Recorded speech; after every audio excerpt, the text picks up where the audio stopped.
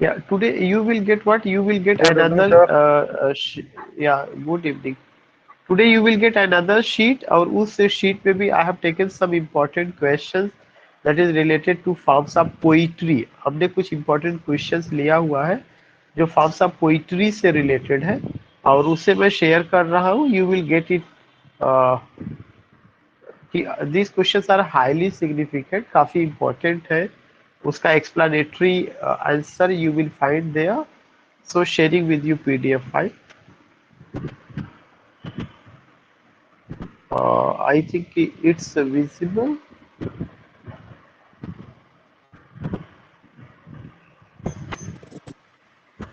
Is it visible? Yes, Yes, sir. sir. Yes, sir. So you find here, you find ki Yes, sir. question number 47, you find already I told you I have 100 important question, but instead of 100 I have taken only 70 or 71 important questions I have taken till now. That is only related to forms of poetry and poem. तो ये करीब जो है 70 question है जो बहुत important था, जो केवल फॉर्म्स ऑफ पोइट्री को कवर कर रहा था. इसके अलावा दो तीन शीट अभी मैं फॉर्म्स ऑफ पोइट्री पर लेकर के और आऊंगा, तो फिर सारे क्वेश्चन फॉर्म ऑफ पोइट्री से पूरा हो जाएगा. I just want to say only one thing कि ये चीजें आपको बहुत इंपॉर्टेंट है. You have to keep it, you have to take PDF file and you have to revise it again and again. Even in near future, very soon it will come in the form of book also. ये form of book के रूप में भी आएगी. और ये सारे questions पूछे भी जा चुके हैं. तो क्वेश्चन नंबर फर्स्ट आज का, और वैसे पूरा देखा जाए तो सीक्वेंस में 47 है. Who is often known as English national poet. English national poet किसे कहा जाता है, या who is often known as English national poet? Answer is William Shakespeare. William Shakespeare को इंग्लिश नेशनल पोएट या बार्ड ऑफ एवन भी कहा जाता है. उनको बार्ड ऑफ एवन भी कहा गया है. Avon is the name of place. अगर आपको याद होगा कि जो है ही was born Avon in Warwickshire, Stratford upon Avon in Warwickshire, ये उनके साथ वर्ड जोड़ा जाता है. तो एवन जो है उस जगह का नाम है, Stratford upon Avon in Warwickshire. तो Avon, bird of Avon, that is the river. Stratford is the name of the village या प्लेस. और उसके अलावा वारविकशायर वो डिस्ट्रिक्ट का नाम था. तो दिस थिंग्स यू फाइंड, वो अपनी जगह है, लेकिन यहाँ पे जो क्वेश्चन है, क्वेश्चन क्या है कि who is often known as English national poet. किसको इंग्लिश नेशनल पोएट कहा जाता है? William Shakespeare is known as English national poet. And second important point कि William Shakespeare belongs to Elizabethan age. Elizabethan age covers the period from 1558 to 1603. I'm explaining it in my own words. Shakespeare was born on 23rd April 1564, died the same date but 1616. 23 अप्रैल 1564 को उनका जन्म हुआ है. 23 अप्रैल 1616 ईस्वी को उनकी मौत भी हुई है.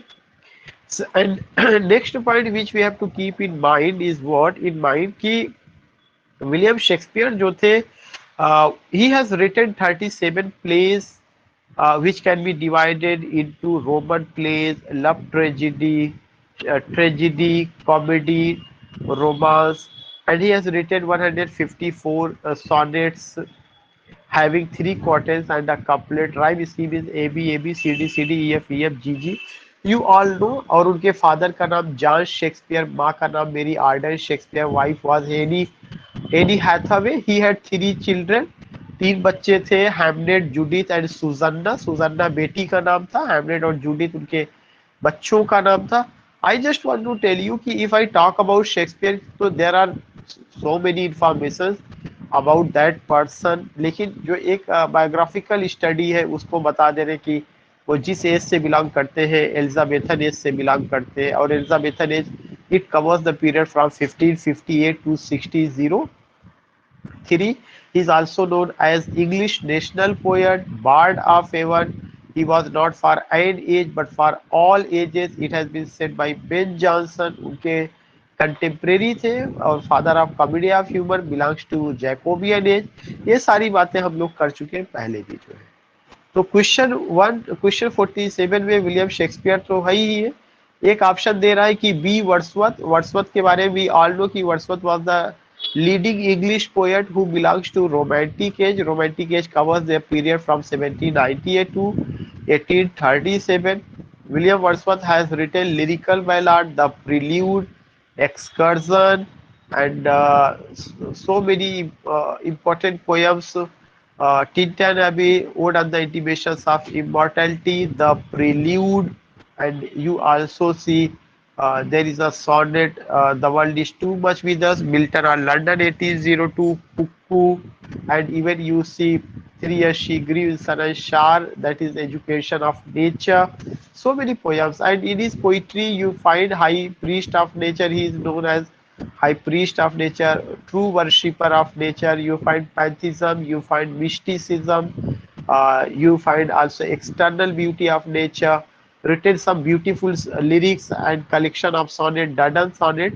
So उनके बारे में भी बहुत कुछ पता है. जहाँ तक बात है जॉन मिल्टन का, तो John Milton belongs to Puritan age, and Puritan age covers the period from 1625 to 1660. John Milton studied from Christ College, Cambridge University. उनके फादर का भी नाम जॉन मिल्टन था. जो उनकी माँ थी उनका नाम था that was Sarah Jeffrey.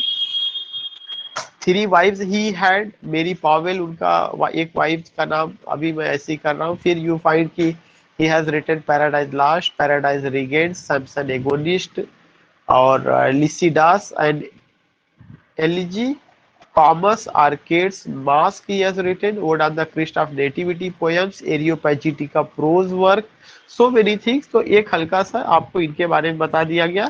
If I talk about Jordan, तो यू नो कि जॉर्डन जो है वो मेटाफिजिकल पोएट थे, जैकोबियन एज से बिलोंग करते हैं. उनका अपना पूरा एक स्कूल ऑफ पोइट्री उन्होंने शुरू किया था. He was an innovative poet, man of learning, concept of association of sensibility. You also find fusion of thought and emotion, and so many points you see. So if you talk about Jandal, the father of metaphysical school of poetry. So question number 47, again I would like to ask, who is often known as English poet? William Shakespeare. Question number 48 है, they also serve who only stand and wait. ये कई बार पूछा जा चुका है TGT में कि ये लाइन कहाँ से लिया गया है, and it's a very beautiful line taken from Milton sonnet. Milton के सोनेट ऑन हिज ब्लाइंडनेस से लिया गया है कि they also serve who only stand and wait. ईश्वर की नजर में वे भी उसके सच्चे उपासक हैं जो केवल खड़े रहते हैं और आदेश को फॉलो करने का इंतजार करते रहते हैं. It has been taken from where, on his blindness से लिया गया. इसके अलावा ऑप्शन कॉमर्स है बी. कॉमर्स जो है क्या है, यह जो है मास्क है. किसका मास्क है? यह जो है मास्क है आपका विलियम जॉन मिल्टन का. अब सवाल ये उठता है कि मास्क क्या होता है. Mask is a type of play which is performed using music, dance and मतलब यू फाइंड कि music is given, there is a singing, dance, and it is performed, and the performer put mask on their faces. This is why it is known as mask. So commerce mask है, arcades mask है. ये दो mask है. किसका mask है? John Milton का mask है. If anyone ask you what is mask या why is it known as mask, because performer put mask on their faces, they just hide their identity, और वे कुछ मास्क लगा करके वो करते हैं. और जब इसको परफॉर्म किया जाता है तो इसमें म्यूजिक भी दिया जाता है, इसमें सिंगिंग भी होता है, डांस भी होता है. This things you see. Next option है Lycidas. Lycidas is an elegy of John Milton. It is composed on the death of Edward King. उनकी दोस्त की मौत पर लिखा गया था. नेक्स्ट ऑप्शन है Areopagitica. Areopagitica is a prose work of John Milton. It came in 1644. Areopagitica Milton का प्रोज वर्क है. ये 1644 में आया हुआ है. क्वेश्चन नंबर 49 है, what is meant by prosody. ये टेक्निकल क्वेश्चन है.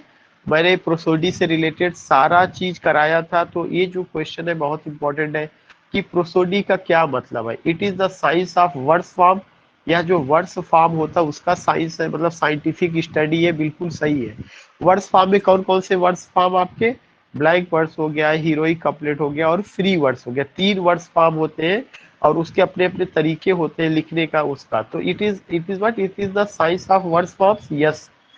नेक्स्ट है 49, it is the science of stanza form. जो ऑप्शन है यस ये भी सही है, या स्टैंजा फॉर्म का भी आपका साइंटिफिक स्टडी होता है। कैसे हमें पता होता है कि स्टैंजा फॉर्म में क्या है, कपलेट है तो 2 लाइन्स स्टैंजा, और उसके अलावा टर्सेट है 3 लाइन्स स्टैंजा, क्वाट्रेन है 4 लाइन्स स्टैंजा, 6 लाइन्स के स्टैंजा को सेस्टेट, 8 लाइन के स्टैंजा को जो है octave, 9 lines stanza Spenserian, 7 lines stanza Chaucerian और rhyme royal. these things we see, these things we find। तो जो स्टैंजा का साइंटिफिक स्टडी है वो भी प्रोसोडी का हिस्सा है। सी ऑप्शन है, it is the science of metre in poetry. या मीटर का भी स्टडी जो है ये भी प्रोसोडी का हिस्सा है। मीटर के बारे में कहा जाता है कि it is unstress and stress patterns of syllable.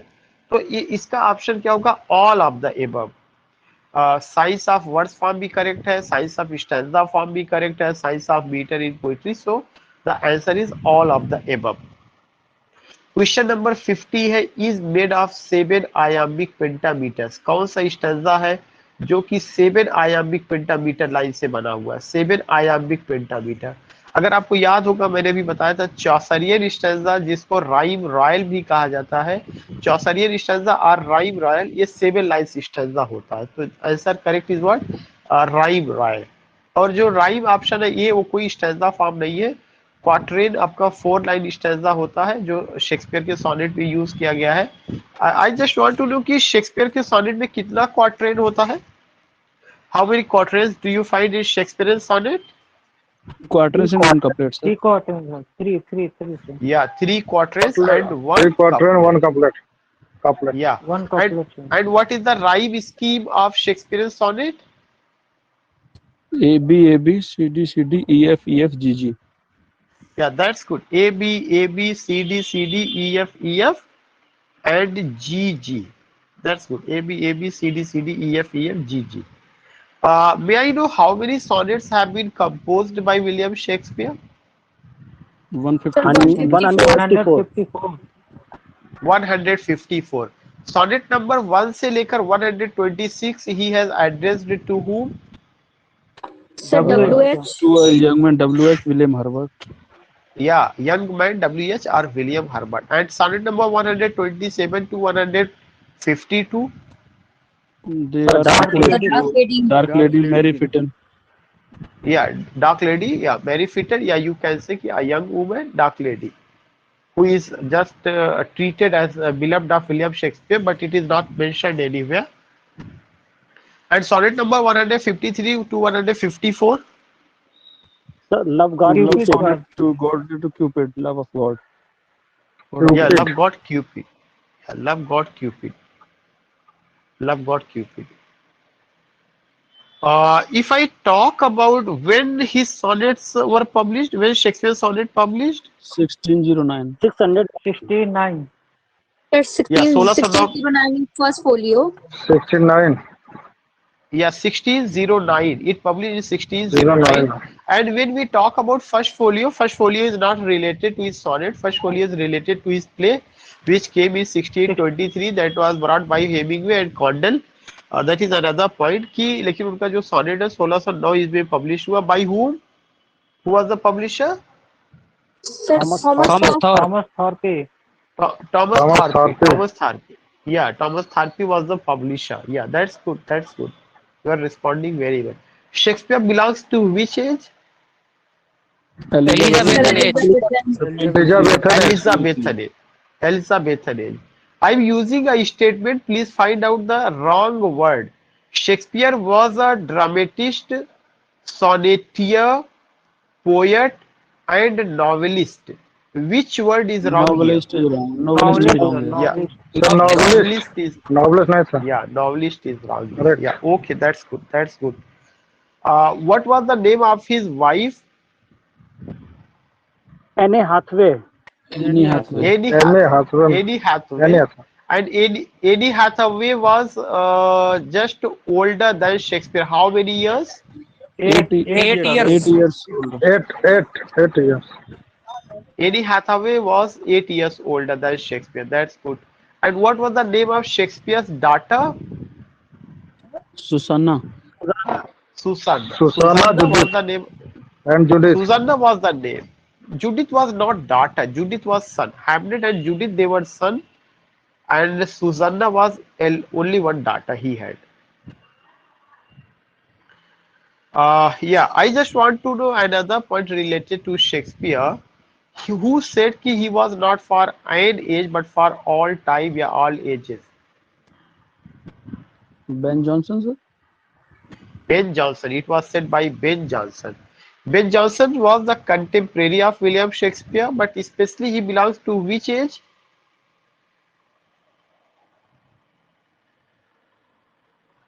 अभी मैंने बताया था Ben Jonson belongs to which age?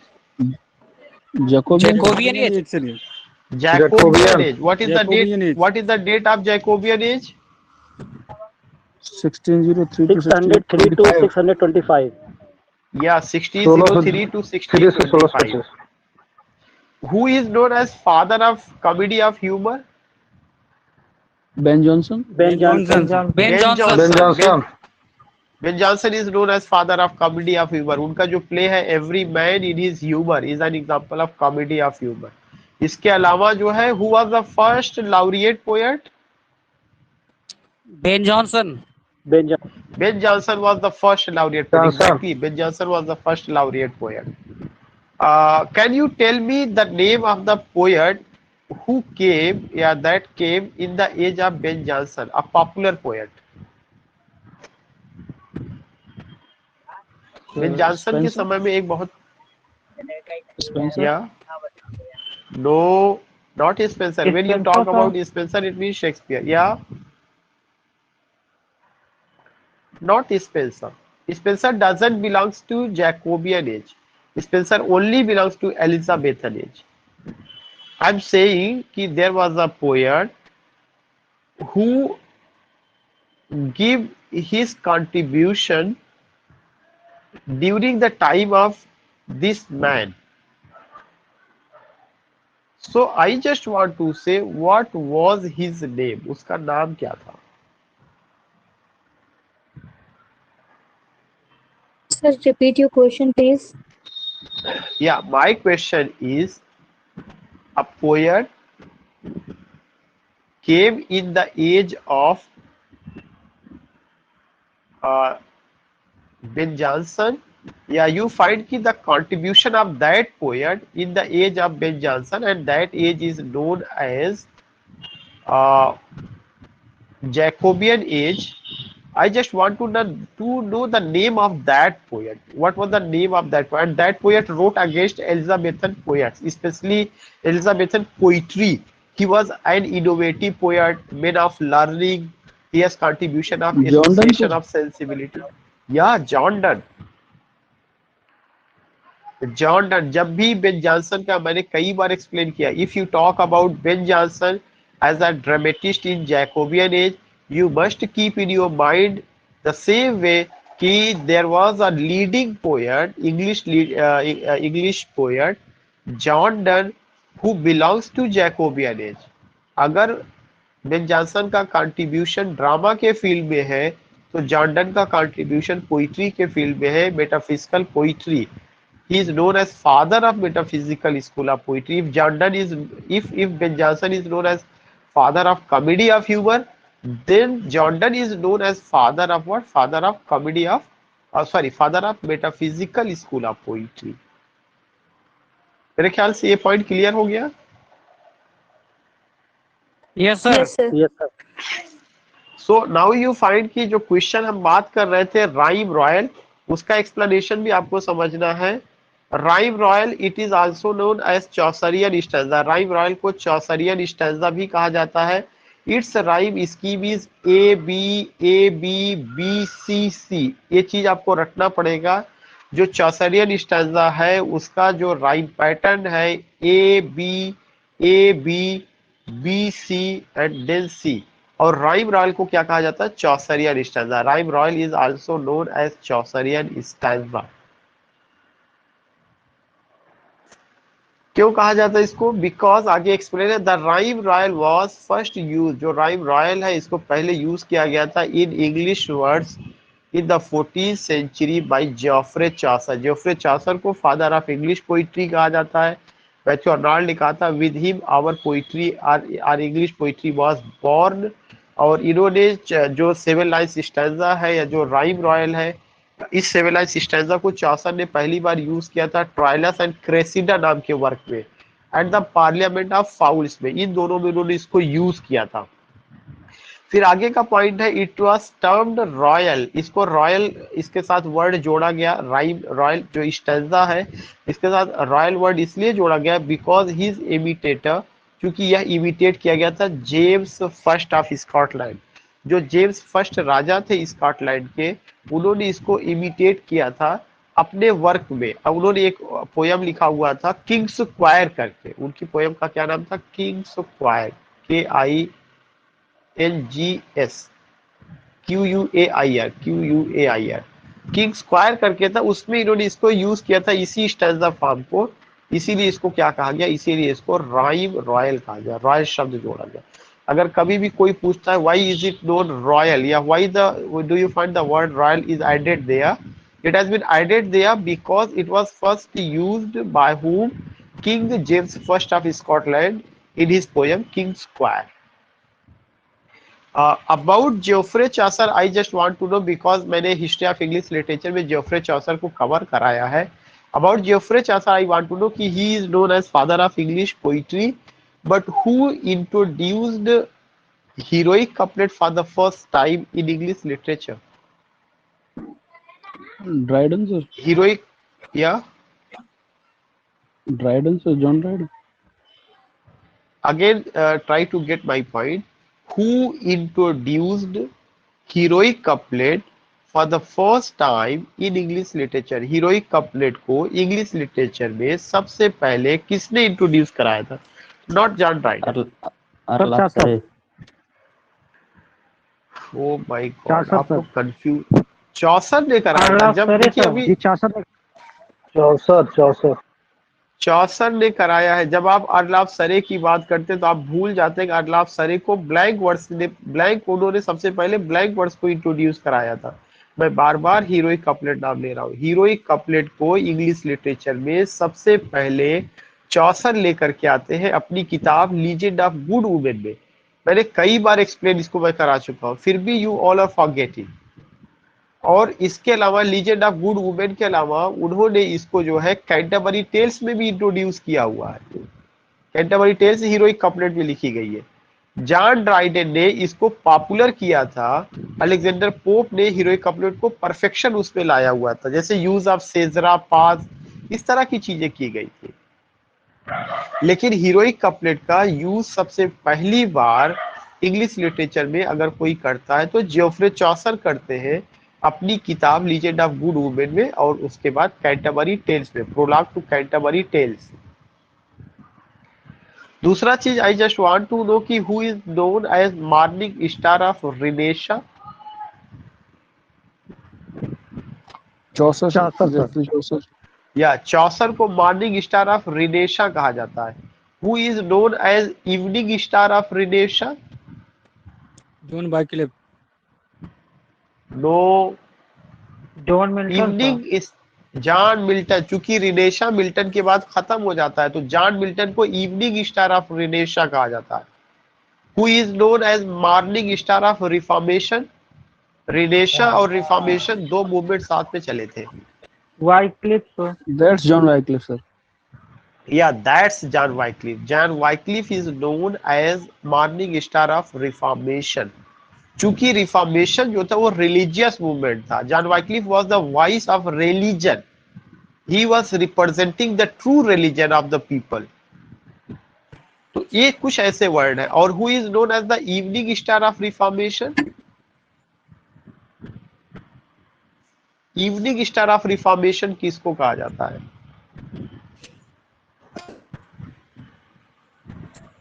John Bunyan, जिन्होंने पिलग्रिम्स प्रोग्रेस लिखा, contemporary of John Milton.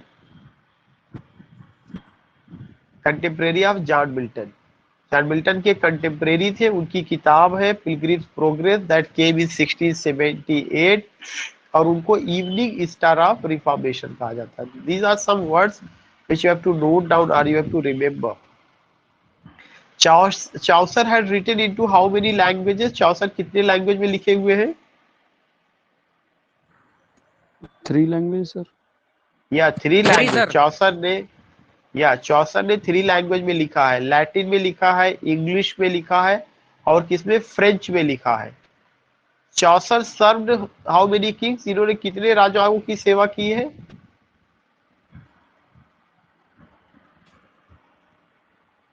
Chaucer served 3 Kings.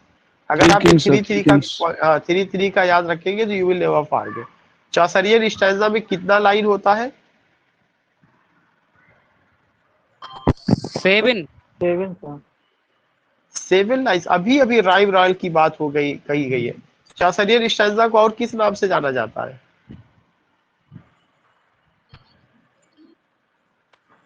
Rhyme royal नाम से। Rhyme royal. और इसको राइम रॉयल नाम क्यों दिया गया?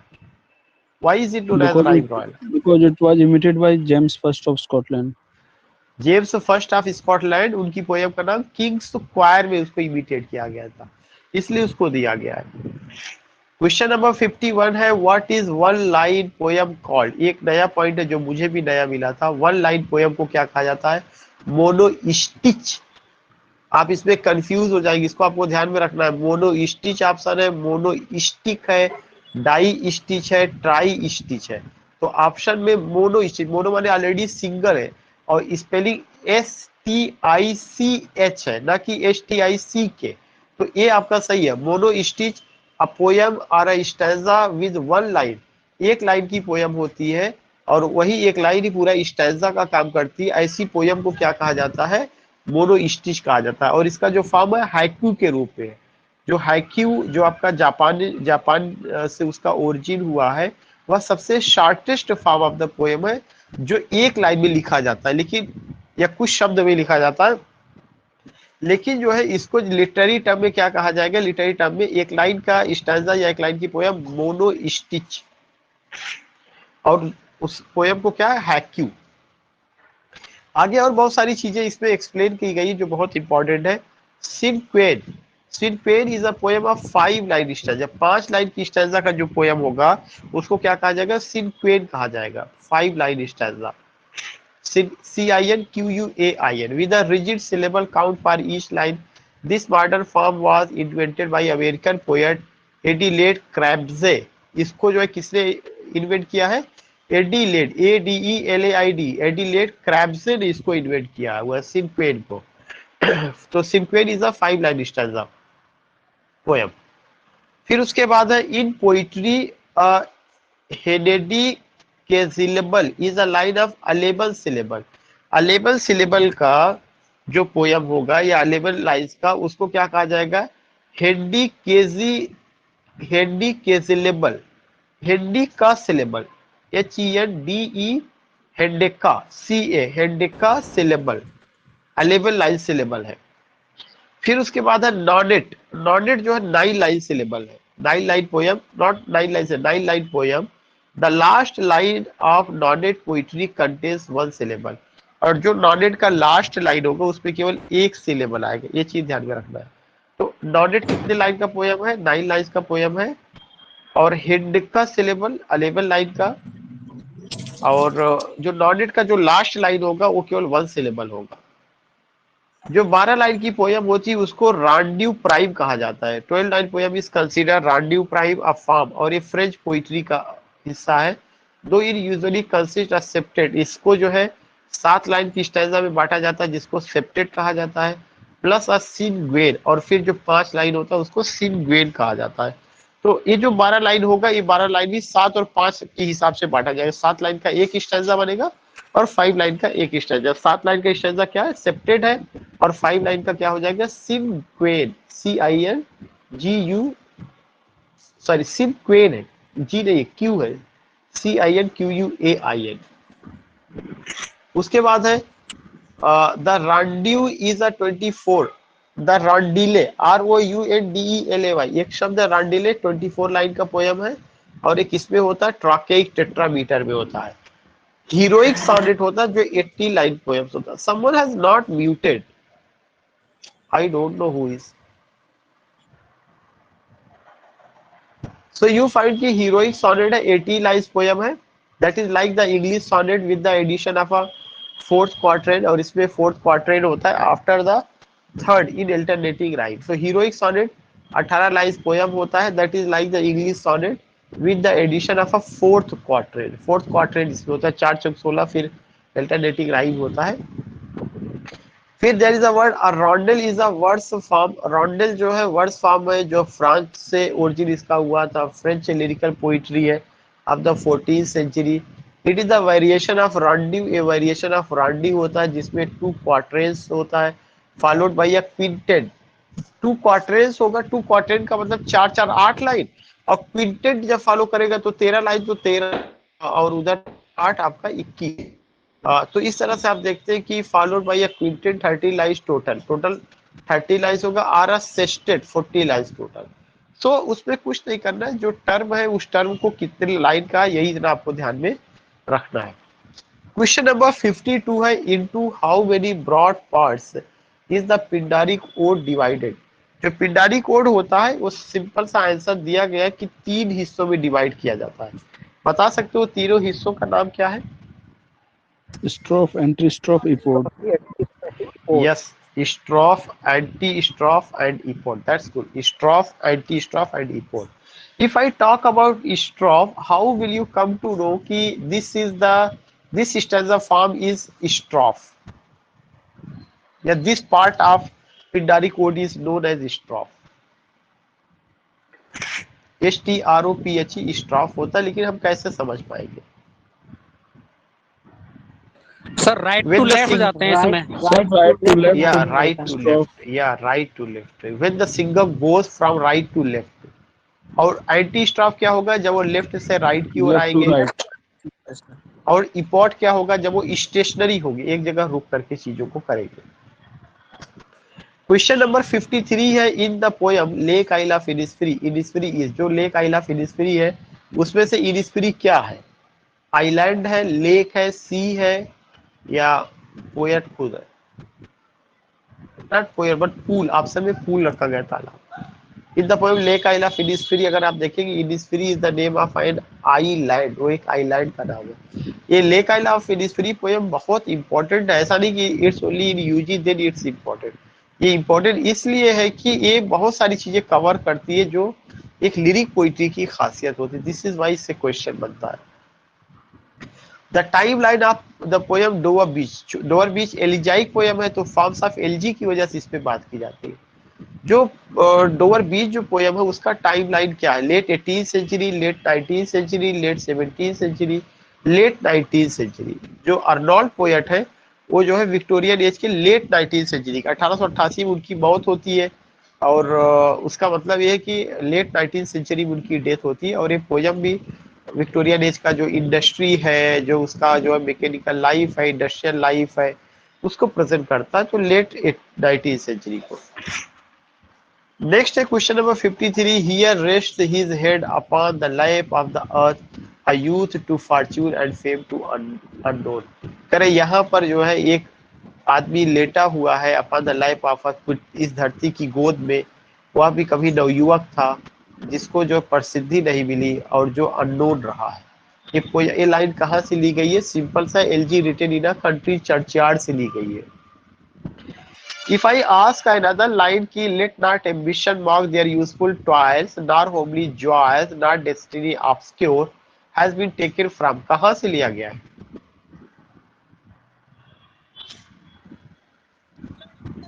LG return LG written in a country churchyard, कई बार आपसे मैंने बात किया है। Again one line, the ploughman homeward plods his weary way, किसान अपने थके हुए रास्तों से घरों को वापस जा रहे हैं। ये भी LG written in a country churchyard से है।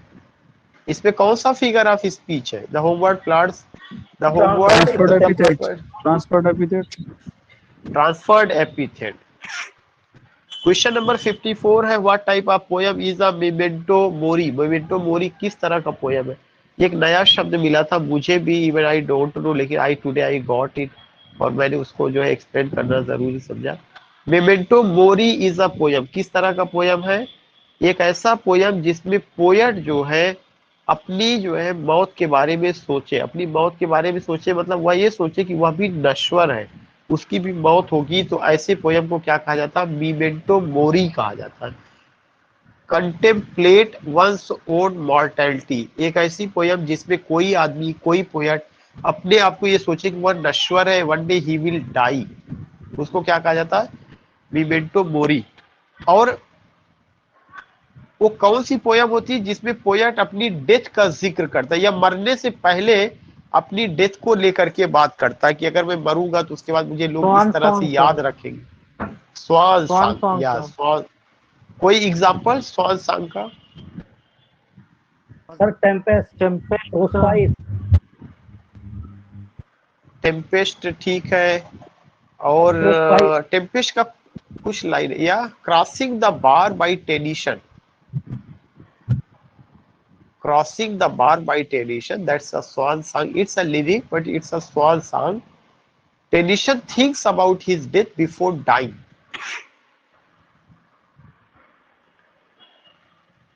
Question number 55 है, what does T.S. Eliot stands for? T.S. Eliot जो है ये नाम किसके लिए आता है? पीजीटी में भी पूछा जा चुका है।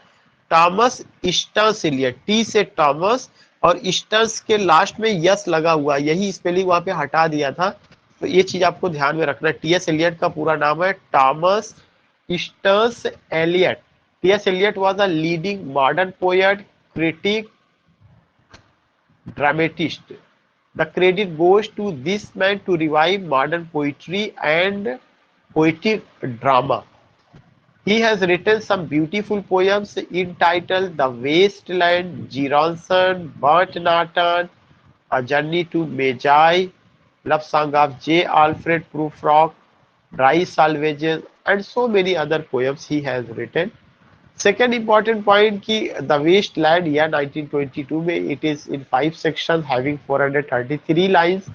He has written some beautiful drama, Cocktail Party, The Rock, Murder in the Cathedral, The Family Reunion, ये सब उनका रहा है। As a critic you find उनका critical essays है Tradition and the Individual Talent, Metaphysical Poets, Hamlet and His Problem, और आपका use of poetry and use of criticism, sacred would, ये सब उनका क्रिटिकल वर्क रहा है। तो थॉमस स्टर्न्स एलियट बहुत बड़ा नाम है 20th सेंचुरी का, और द वेस्टलैंड को तो लिखे हुए 100 साल हो गए, द वेस्टलैंड को लिखे हुए। Now you see here 5, how do I love thee is a poem. Question number 56 है, how do I love thee is a poem of Elizabeth Barrett Browning. Elizabeth Barrett Browning का poem है। यहाँ explain किया गया, Elizabeth Barrett Browning, wife of Robert Browning, compose this poem. She also wrote Portuguese sonnet, ये भी कई बार पूछा जा चुका। Portuguese sonnet, collection of sonnet किसका है? ये आपका एलिजाबेथ बैरेट ब्राउनिंग का है। और रॉबर्ट ब्राउनिंग इनडायरेक्टली मेंशन्ड हर इन प्रॉस्पिके, रॉबर्ट ब्राउनिंग ने उनका जो है मेंशनिंग किया है अपनी पोएम प्रॉस्पिके में। प्रॉस्पिके जो है PROSPIC, यह एक लैटिन वर्ड है जिसका मतलब होता है कि लुक फॉरवर्ड। प्रॉस्पिके जो टाइटल है लैटिन है, इसका मतलब होता है लुक फॉरवर्ड, आगे की ओर देखना। क्वेश्चन नंबर 57 है, how many children did Shakespeare had. Shakespeare के कितने बच्चे थे? 3 बच्चे, हैमलेट, जूडिथ एंड सुसन्ना, 2 बेटे 1 बेटी। क्वेश्चन नंबर 58 है, which college Milton attend. Milton ने कौन से कॉलेज में शिक्षा ग्रहण की थी? क्रिस्ट कॉलेज में, क्रिस्ट कॉलेज और कैम्ब्रिज यूनिवर्सिटी में। मिल्टन ने क्रिस्ट कॉलेज और कैम्ब्रिज यूनिवर्सिटी में शिक्षा ग्रहण की थी। Milton is known as belated Elizabethan poet because he had fond of music, and he is also known as Lady of Christ due to his curly hair and womanish nature. Question number 55 है, the word सेजरा means, सेजरा का मतलब क्या होता है? पास। सेजरा means पास, मतलब ठहराव, रुकना। ये चीज जो है हीरोइक कपलेट में यूज किया जाता है 5 सिलेबल के बाद। क्वेश्चन नंबर 60 है, love alters not which is hours, which is brief hours and weeks, but bears it out even to the edge of doom. ये जो है यहाँ पे वर्ड डूम आएगा। डूम का मतलब होता है कयामत के दिन। और ये लाइनें कहाँ से ली गई है? विलियम शेक्सपियर के सोनेट ट्रू लव या let me not to the marriage of true mind से में, इसमें शेक्सपियर कहते हैं लव एल्टर्स नॉट, जो प्यार है यह बदलता नहीं है, विद इज ब्रीफ आवर्स, चंद घंटों में, एंड वीक्स या सप्ताह में, but bears it out even to the edge of doom, बल्कि यह कयामत के दिन तक जीवित रहेगा। तो ये चीज जो है यहाँ पे जो शब्द आना चाहिए कौन सा आना चाहिए? डूम आना चाहिए, ना कि लाइफ, ना कि डॉन, ना कि डेथ आना चाहिए। क्वेश्चन नंबर 61 है what refers to the pattern of long stressed and unstressed syllable in writing. कह रहे हैं कि जो लॉन्ग स्ट्रेस्ड और अनस्ट्रेस्ड पैटर्न जो सिलेबल होता है उसको क्या कहा जाता है? मीटर। मीटर का डिफिनीशन यही है कि metre is the systematic arrangement of words और syllable in stressed and unstressed pattern. तो ये डिफिनीशन किसका है? मीटर का है। अगर कहीं पर भी आता है स्ट्रेस्ड और अनस्ट्रेस्ड सिलेबल और पैटर्न तो ये क्या होगा? इसी को मीटर कहा जाता है। मीटर का डिफिनीशन है। क्वेश्चन नंबर 62 है which is not the feature of Horatian ode. Horatian ode का फीचर क्या नहीं है? डी नहीं है, बाकी सब है। काम एंड कंटेम्पलेटिव टोन होता है उसमें सही है। Named after the poet Horace सही है। कम्स फ्रॉम ग्रीक ओरिजिन ये भी सही है। Made up of around 2 quatrains, ऐसा नहीं कि वो 2 क्वार्टरेंस में होता। होरेशन नोट कहीं पे नहीं है कि वो 2 क्वार्टरेंस में होता है। Made up of around 2 quatrains. Monostich, अभी मैंने आपको बताया था मोनो स्टिच क्या है? A one line stanza and entire poem a syllable या both A and B. Answer D होगा, बोथ ए एंड बी। क्योंकि अगर वन लाइन पोयम है तो वो वन लाइन पोयम जो है वही पूरा इंटायर पोयम होगा और वो वन लाइन स्टैंजा भी होगा। लेकिन ये जरूरी नहीं कि उसमें एक ही सिलेबल होगा। मोनो स्टिच एक पूरा एक लाइन होगा और वह एक लाइन में कई वर्ड होगा। ये जरूरी नहीं कि एक सिलेबल उसमें हो। वन लाइन स्टैंजा होता है मोनो स्टिच। और अगर वह एक वन लाइन स्टैंजा है तो इसका मतलब क्या हुआ? एक लाइन की वो पूरी पोयम होगी और पूरा स्टैंजा भी होगा, जिसका मतलब answer both A and B is correct. 64 है a poem made of tercet and concludes with a couplet is called. एक ऐसी पोयम जो टर्सेट से जिसपे यूज किया गया और एक कपलेट भी हो। तो अगर टर्सेट है तो 3 लाइन्स हो जाएगा और अगर कपलेट होगा तो 2 लाइन। तो 3 और 2 को मान कर चलिए 5 लाइन। 5 लाइन की पोयम को क्या कहा बताया गया था? अभी क्विंटेट मैंने अभी एक्सप्लेन किया था। Quintet is a poem of 5 line. लेकिन इस 5 लाइन को किस में बांटा जाएगा? 2 हिस्सों में। टर्सेट 3 लाइन का एक हिस्सा होगा और कपलेट 2 लाइन का। तो 3 2 5 लाइन का।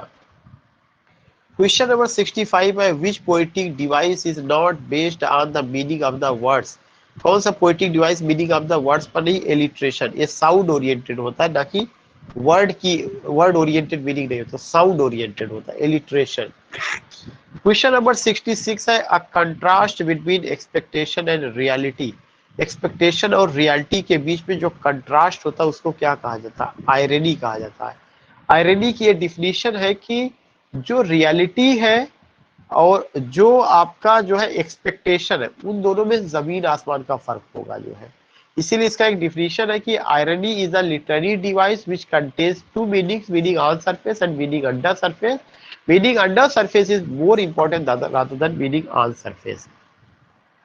पेट्रार्च addressed his sonnets to a lady. Petrarch ने अपने सॉनेट को एक लेडी को एड्रेस किया है। उसका नाम क्या था? लाउरा। बिल्कुल सही है। पेट्रार्च के सॉनेट में कितना ऑक्टेव और कितना सेस्टेट है? पेट्रार्च जो इटालियन One पोएट है, octave, one sestet. या 1 octave and 1 sestet. Octave means 8 lines, sir. 8 lines. sestet 8 means, lines. Sestet means 6 lines. 6 line. and what is the rhyme scheme?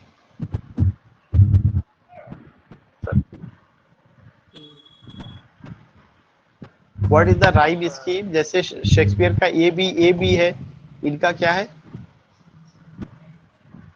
ABBA, ABBA, CDC, CDC. CDC. Yeah, that's good. A B B A, A B B A, C D C, C D C, or sometimes C D E, C D E. Another question I want to know, Milton has composed sonnets 24 sonnets Milton has composed, 24 में से 18 English में है, 6 Latin में है Milton का sonnet. और Wordsworth ने 525 sonnet की 503 डडल सॉनेट उनका जो कलेक्शन ऑफ सॉनेट 530 सर, 530 523 है, 523 सॉरी 523 सॉनेट्स जो उनका कलेक्शन ऑफ सॉनेट्स है। ये दोनों सॉनेट्स का जो स्ट्रक्चर है वो क्या है, पेट्रार्चन या शेक्सपियरियन? यस, पेट्रार्चन है। या जॉन मिल्टन ने भी पेट्रार्चन पैटर्न को फॉलो किया, वर्ड्सवर्थ ने भी पेट्रार्चन पैटर्न को फॉलो किया। और पेट्रार्चन पैटर्न का मतलब क्या है, having Octave and sestet, 8 lines stanza Octave and sestet means 6 lines stanza. मतलब उन्होंने 3 क्वार्टेट्स और कपलेट जो शेक्सपियर का पैटर्न है वो उन्होंने उसको फॉलो नहीं किया। John Donne was a metaphysical poet, already भी बता दिया गया, इसमें कोई बार बार नहीं। मेटाफिजिकल पोएट थे, मेटाफिजिकल पोएट जैकोबियन एज में आते हैं और वो कंटेम्प्रेरी ऑफ बेन जॉनसन थे। और इनको जॉन डन को father of metaphysical school of poetry कहा जाता है। मेटाफिजिकल स्कूल ऑफ पोइट्री एक रिएक्शन था एलिजाबेथन स्कूल ऑफ पोइट्री के। क्वेश्चन 69 है, the title of the poem love song of J Alfred Prufrock. J Alfred Prufrock कैसी title है, ironical है, क्योंकि उसमें लव की बात तो बाहर से देखने में, लेकिन रियलिटी में कोई लव नहीं है। अभी अभी डिफिनीशन आयरानी का बताया गया था कि एक्सपेक्टेशन और रियलिटी में कंट्रास्ट होता है, जो आप उम्मीद करते हैं वो वहां पे नहीं होता, उसके जस्ट अपोजिट ही देखने को मिलेगा। तो इसमें भी टाइटल है लव सॉन्ग, लेकिन लव का कोई कॉन्सेप्ट वहां नहीं है। In the poem the world is too much with us, Milton critic, oh no ये गलत वर्ड मैंने यूज कर दिया, मिल्टन नहीं होना चाहिए, तो बार बार दिमाग में मिल्टन एकदम घुसे पड़े।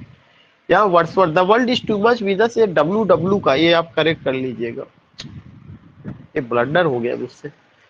इन the poem the world is too much with us, जो poem the world is too much with us है, विलियम वर्ड्सवर्थ क्रिटिसाइज, किसको क्रिटिसाइज करते हैं, criticize men absorbed in materialism. उन्होंने जो है क्या किया, मेन को जो है क्रिटिसाइज किया जो मटेरियलिज्म में एब्जॉर्ब्ड है। ये ऑप्शन ए सही है, criticize men absorbed in materialism.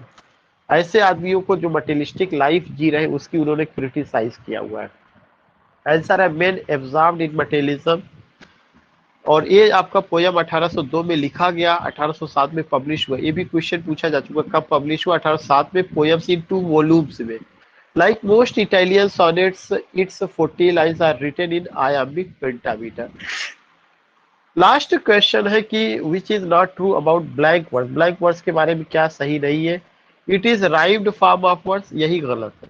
Blank words rhymed नहीं होता, ब्लैंक वर्ड्स अनराइम्ड होता है। अगला option, it was introduced by Henry Howard एल्फ्सन, बात सही। अभी आप लोग हीरोइक कपलेट को कह रहे थे, किसके द्वारा इंट्रोड्यूस किया गया, हेनरी होवर्ड एल्फ्सन। हेनरी होवर्ड एल्फ्सन ने ब्लैंक वर्ड्स को इंट्रोड्यूस किया है और चौसर ने हीरोइक कपलेट को इंट्रोड्यूस किया है। It was an ideal words form of English literature, ये बात भी सही है, आइडियल वर्ड्स फॉर्म था। Milton and Shakespeare used it, Milton और शेक्सपियर, वर्ड्सवर्थ ने सबने इसका यूज किया हुआ है। So today you got 17 questions, not 70 मतलब 30 के आसपास आई हैव डन। और कोई ऐसा वो नहीं है। Thanks for giving your beautiful company, thanks for your giving your precious time and listening me passionately. और उम्मीद यही है, हो सकता है कि there is a little chance कि कल क्लास ना हो, कल आपको जो है केवल मटेरियल के लिए शेयर कर दिया जाए। उम्मीद यही है कि हो सकता है, मैंने बताया अगर हो सकता है जैसा कुछ भी होगा तो आई विल टेल यू। और अभी मैं थोड़ी देर के लिए व्हाट्सएप ग्रुप आपको ओपन कर दूंगा, कोई बात करनी होगी तो आप ग्रुप में रख सकते हैं। और व्हाट्सएप ग्रुप जो है ऐसा नहीं आप में से सभी लोग जिम्मेदार हैं, लेकिन सारे जो लोग और जुड़े हुए हैं, कुछ ऐसे लोग भी हैं जो जुड़े हुए हैं, तो मैं थोड़ा सा उसको जो है ऐसे ही बंद रख रहा हूँ ताकि कोई फालतू की चीजें ना आए। और वो क्लोज रहेगा, लेकिन कुछ समय के लिए वो खुला रहेगा। किसी को अगर कोई मैसेज करना होगा तो आप मुझे इंडिविजुअली कर सकते हैं, अगर आपकी कोई क्वेरी है, कोई जरूरत की चीजें हैं। किसी को कुछ कहना कि should I conclude here? Sir आज ये पीडीएफ नहीं आया। मैंने पीडीएफ बहुत पहले भेज दिया था। सर आया नहीं है ग्रुप में। और शिव कुमार जी बोल रहे हैं?